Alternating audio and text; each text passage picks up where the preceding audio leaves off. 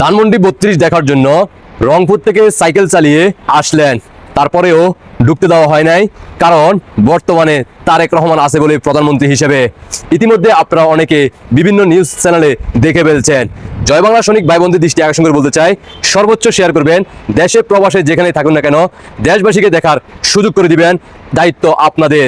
ইতিমধ্যে আপনারা অনেকে দেখে ফেলছেন এই ছোট্ট ভাইটি, তিনি বাংলাদেশে বিভিন্ন প্রান্তে সাইকেল চালিয়ে তিনি ভ্রমণ করার জন্য উদ্যোগ গ্রহণ করেন।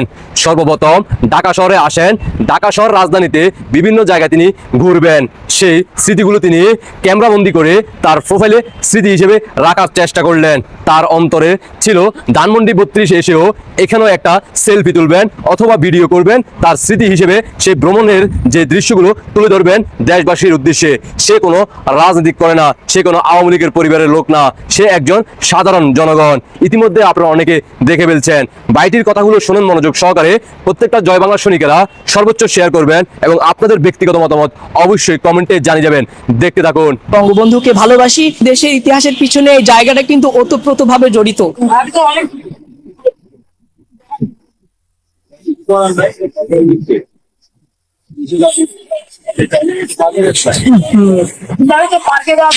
আমি রংপুরের পীরগঞ্জ থেকে আসছি, ধানমন্ডি 32। একজন নেতা যার একটা 7ই মার্চের ভাষণ শোনার জন্য এত লক্ষাধিক মানুষ ঢাকার যে তৎকালীন রেসকোর্স ময়দান বর্তমানে সোহরাওয়ার্দী উদ্যানে জড়ো হয়েছিল, অবশ্যই কিন্তু তার কিছুটা হলেও অবদান ছিল।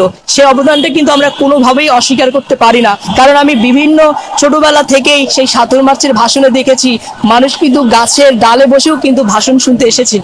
দেশের ইতিহাসের পিছনে এই জায়গাটা কিন্তু ওতপ্রোতভাবে জড়িত। আমরা জন্ম থেকেই শুনে আসছি, বিভিন্ন বইয়ে আমাদের যে পাঠ্যপুস্তক যে এনসিটিভি কর্তৃক বইগুলো দেওয়া হয়েছিল, আমরা কিন্তু ছোটবেলা থেকে এই ধানমন্ডি 32-এর নাম শুনে এসেছি। অবশ্যই আমি ভালোবাসি, কিন্তু কতটুকু লালন করতে পারে এতটা আমি জানি। জাতীয় পার্টি বিএনপি আসলে কোনো রাজনৈতিক দলের সঙ্গে সম্পৃক্ততা নাই, তবে বঙ্গবন্ধুকে ভালোবাসি, জিয়াউর রহমানকে ভালোবাসি, দেশের যারা দেশের সূচনা লগ্ন থেকে যাদের অবদান ছিল তাদের সবাইকে আমি ভালোবাসি। আসলে কোনো দলকে না, আমি ব্যক্তিকে ভালোবাসি। আসলে আমি কাউকে একদম খুব মনে প্রাণে লালন করি না। কোনো রাজনৈতিক ব্যক্তিকে লালন করা আসলে আমাদের কতটুকু সমীচীন তা আমি জানি না, তবে আমি আমাদের প্রিয় নবী হযরত মুহাম্মদ সাল্লাল্লাহু আলাইহি ওয়াসাল্লামকে মনে প্রাণে ধারণ করি এবং লালন করি।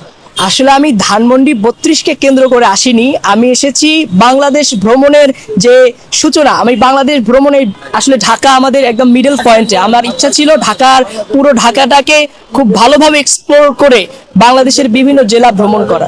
বাংলাদেশের যে গুরুত্বপূর্ণ পয়েন্টগুলো রয়েছে, ঢাকার মধ্যে যে গুরুত্বপূর্ণ জায়গাগুলো রয়েছে, এগুলো আমার ঘোরার নেশা থেকেই কিন্তু এখানে এসেছি, যাতে ধানমন্ডি 32-এ আমি একটা ছবি তুলে আমার যে স্মৃতির পাতায় একটা স্মৃতি হিসেবে রাখতে।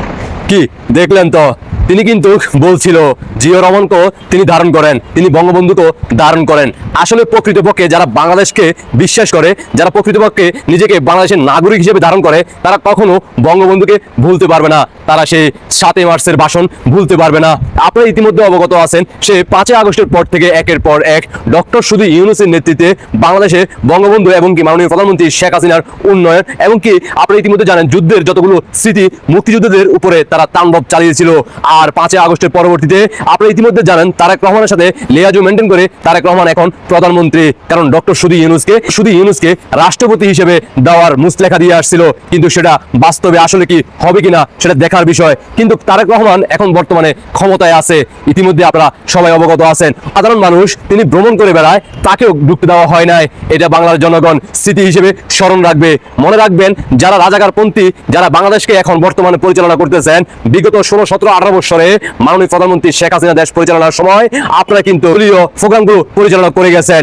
ঘর থেকে কিন্তু আপনাদেরকে ধরে আনা হয় নাই, আপনাদেরকে মব করা হয় নাই, কোন ধরনের সন্ত্রাসী কাজ করা হয় নাই। মাননীয় প্রধানমন্ত্রী শেখ হাসিনা কঠোর হাতে সেটা দমন করছে। ইতিমধ্যে আপনারা জানেন বিগত 16, 17 বছরে যে ক্ষুদ্র কয়েকটা ঘটনা ঘটছে, সেটার মধ্যে কিন্তু বর্তমানে জামাত রাজাকাররা জড়িত ছিল, কারণ মাননীয় প্রধানমন্ত্রী শেখ হাসিনা তখন তাৎক্ষণিকভাবে তাদেরকে যখন কারাগারে বন্দী করে, আর 5ই আগস্টের পরবর্তীতে তারা সর্বপ্রথম তাদেরকে কিন্তু মুক্ত করে দেশে ছড়িয়ে দেয়। তারা আবারও বিভিন্ন এলাকায় ঘুরে মববাজি করতেছে। ইতিমধ্যে আপনারা অবগত আছেন।